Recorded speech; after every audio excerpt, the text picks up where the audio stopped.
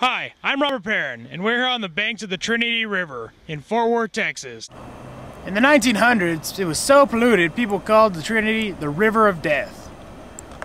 But now it has greatly improved. The Trinity River proves when you understand the problem, you can do something about it. But today, there is another problem lurking in our infrastructure. Once understood, changes will be made to correct that area as well.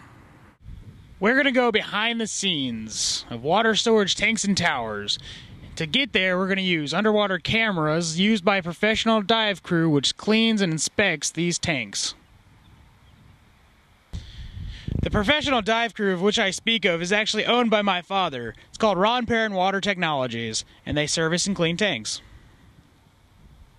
Welcome to the show. So, you do this for a living, and you know how important it is, but why don't you explain in a few words why it's important for all the viewers watching? Well, I think it should be important for everybody because just about everybody that would see this and everybody they know drinks water from public water systems, and that's what we're going to show you, the inside of public water systems. Nothing you see here is going to be from the cities of Fort Worth or Dallas, but they are systems that operate in Texas. My company works for about 300 different municipal systems. I just finished a book called Inspecting and Cleaning Potable Water Storage. It's going to be published this summer.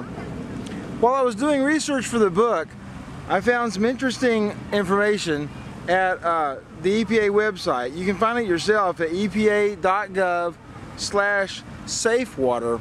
Here, let me read a little bit of what I found.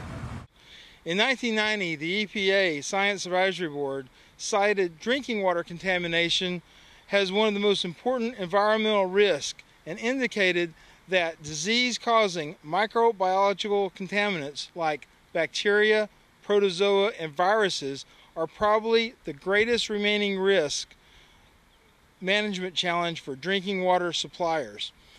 So the sediment that builds up in the water storage tanks can become the perfect habitat for a virus, protozoa, or a bacteria to get a foothold in the tank and start growing and then become a problem for the water system. All tanks pick up a little bit of sediment over time. We've had some that have inches and we've had some that have feet. And I can show you some of that video if you like. Yeah, let's do it. We're going to start with one that has feet.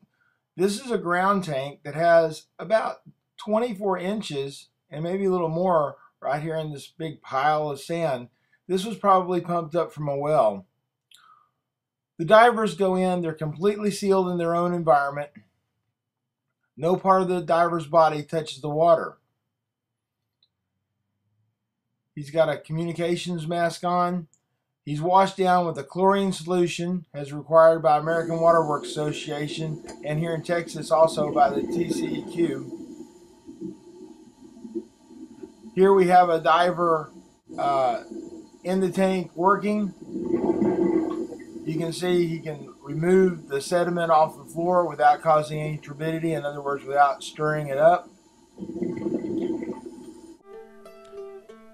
This video is a little bit darker, but you're looking at 22 to 24 inches of sediment that's accumulated over 20 years.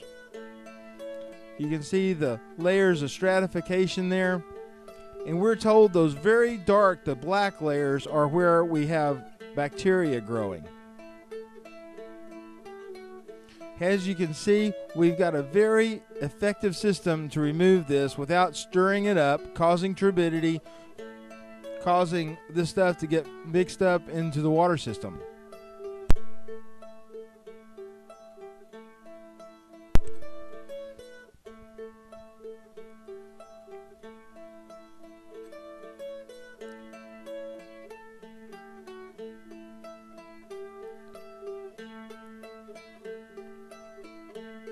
I'm Robert Perrin. I hope you enjoyed going behind the scenes with me at Water Storage Tanks. Thank you and see you again next time.